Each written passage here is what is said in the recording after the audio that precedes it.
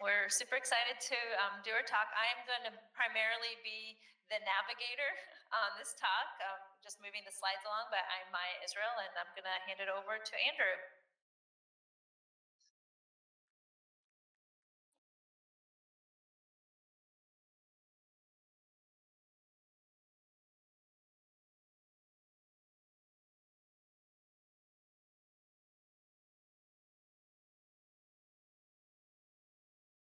We look forward to sharing with y'all about our professional learning community, PLC Development Project.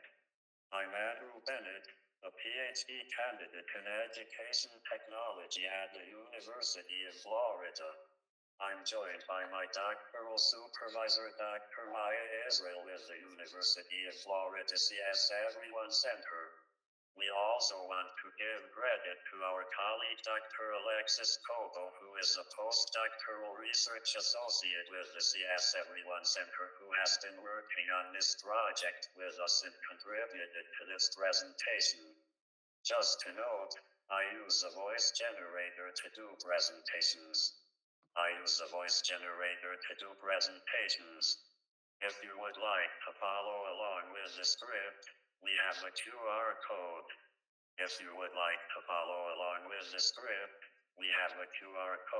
Just here, I'll give you a quick rundown of what we'll be talking about today.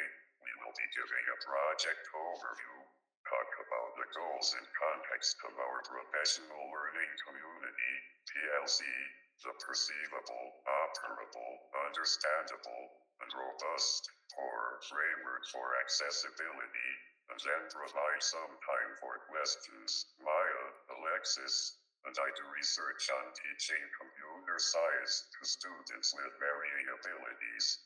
We know from our past experiences in research that students with disabilities are most successful when teachers are using learning strategies aligned with inclusive frameworks like Universal Design for Learning, a framework for accessibility and engagement as well as accessibility.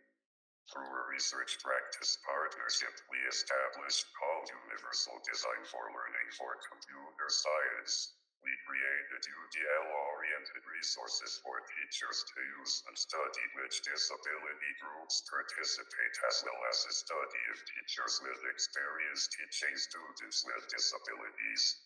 That was great, but it came time to move to the next phase. Now we're moving more into the area of establishing professional learning communities. One cool thing is that the PLCs allow for transdisciplinary conversations between special and general education teachers. As you might imagine, we have conversations with the teachers and administrators. One thing we hear a lot about in our work is the need for accessible instructional practices, technology, and material, which is something we are addressing in our work with the PLCs. Incidentally, this is an important and timely issue for school districts and developers alike, since in the United States, the Department of Justice in 2024 established a technical standard, Website Content Accessibility Guidelines 2.1, for accessibility that state and local agencies, including school districts, will have to meet by 2026 for large districts and 2027 for smaller districts. I would ordinarily say, do y'all know about this? But we heard about it at the first session yesterday, and I think we'll be hearing about it a little more, so I don't want to steal anyone's thunder. I'll just say that teachers need to know how to identify accessibility features and places of improvement, making modifications or developing individualized resources for students. What I would say was the heart of our accessibility work is the POUR framework. POUR stands for Perceivable, Operable, Understandable, and Robust POUR framework. POUR comes from the Website Content Accessibility Guidelines, but could be used for educational materials as well, including technologies and materials used to teach computer science for powerful insights into accessibility for individual students within classrooms who want wants to guess what perceivable is?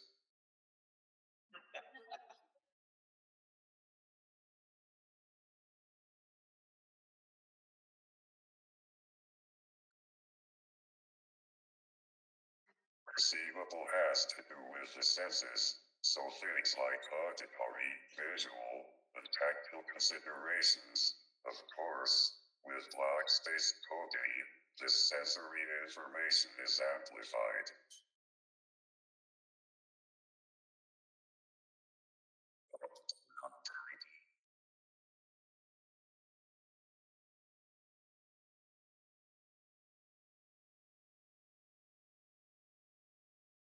Operable encompasses a few things, but perhaps the most important is being able to navigate the technology independently. One of our teachers had a student use a robot to pick up a ball and put it in a basket. It was around the time the Florida Gators won the National Basketball Championship, so the joke was that he was ready for the Gators.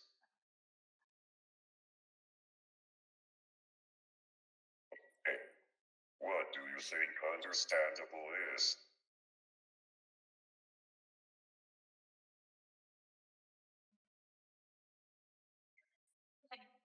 No one wants to be wrong. The name of the well. Understandable is making sure the product is consistent and predictable and that directions are clear. We have seen that teachers do a lot of work in the planning process on all access concerns, but cognitive accessibility so their students can learn and retain information is definitely one of those things. This often means either utilizing learning strategies or personalizing content and resources.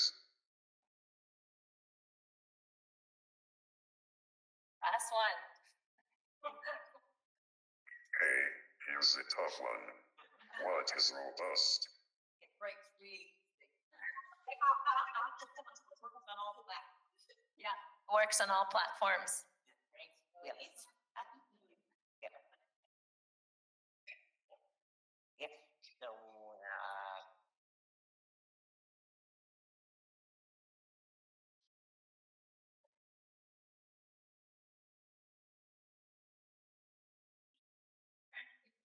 Tasks will the technology work with other technologies, including assistive technologies. One of our teachers realized she needed iPads to do what she wanted her students to do and scrambled to get some. So, technologies that work with the coding environment are essential. This is also where some of the assistive technology content I talked about earlier becomes relevant. We have had teachers who have great intention to use assistive technology with their students like hijackers, for instance, but they are not always sure what might work or how to use it. We've gotten a lot of gratitude for this.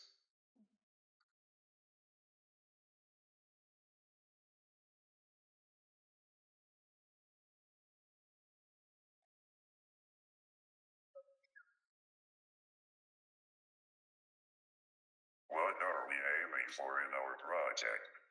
Well, first, we will provide professional development to K-5 special and general education teachers so that they gain knowledge about accessibility and how to implement blockly-based programming in their classrooms. But they need equipment, right? So that's why we are providing them with robotics and equipment such as the BBC Microbit. But we also want the teachers to be reflecting on the technologies, materials, and lesson plans when they do core analyses for the PLC, observing both positives and areas for improvement.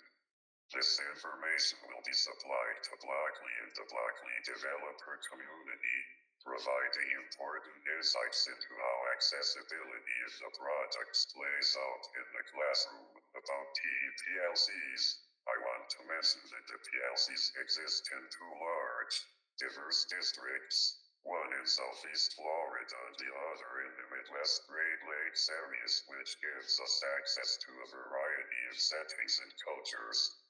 These districts have participated in a multi-year cohort about inclusive practices in K-5 education. As mentioned, we are using Tor to analyze likely accessibility in the classroom, which we anticipate will lead to some important learnings that likely developers can implement. For our teachers, we are also providing professional development. We don't want to just disappear when the project is done, so we're focused on making the PDs sustainable so the school districts can keep going after the project is done.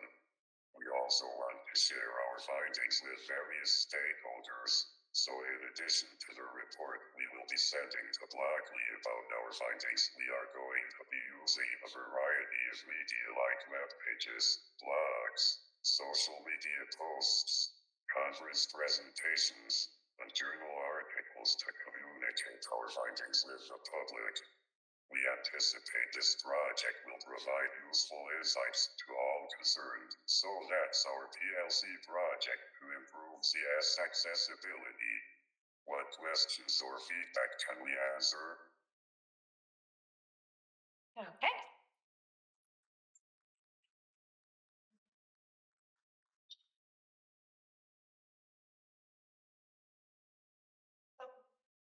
Until Blockley becomes screen reader accessible, what are you going to do for? I think. What are you going to do for students who can't see the screen? So the question was, until Blockley becomes screen reader accessible, what do we do for students who can't use screens?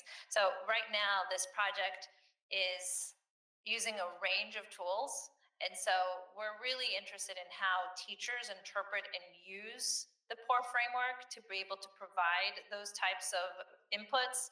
And so one of the things they're going to tell us when they do POR analysis is exactly that. But then they're often going to be using things like robotics and other tools that will allow for access for people who are blind or have low vision. And so the reason we have the range of tools is because we know that we're entering a really imperfect accessibility space.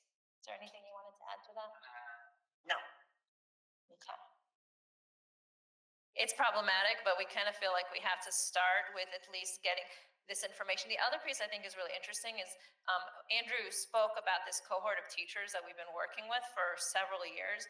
They are expert special ed teachers who've been doing computer science, robotics with learners for a while. And so it's a really good audience of teachers to get this feedback from, because like even if they don't know the particular tool, like we haven't introduced the microbit yet, but because they've been working with other tools, they'll be able to provide us with some good feedback. And a lot of times also they're saying like, oh, we have to look around. Yeah, the workaround. Oh, we like that. Let's get to the next. Yeah. The teachers are really great about these workarounds in different ways to like find ways. So that's one of the things that's been interesting. It's a lot of work for them though.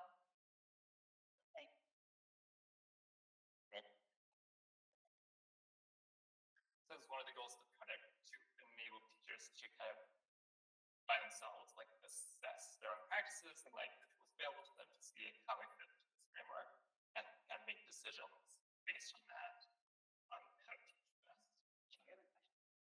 It's like, is one of the goals to make sure that teachers can like independently assess the technologies that they have. So yeah, we're trying to make sure that they can build do little things and training. The PLC is helpful because again, like every items from other teachers, like as I was saying, we're in presentation.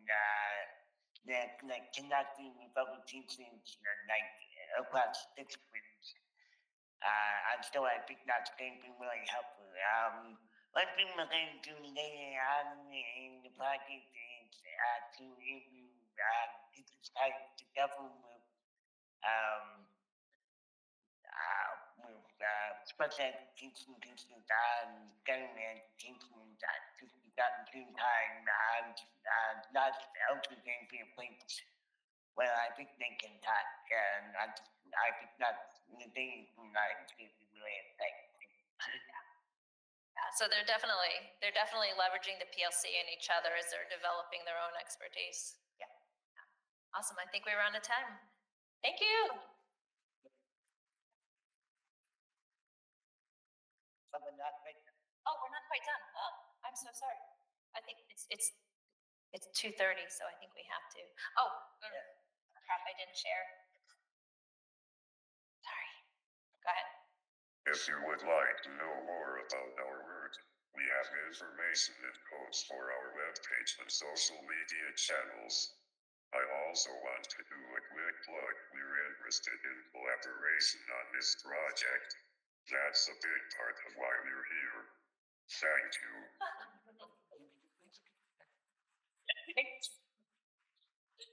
All right, now we're done.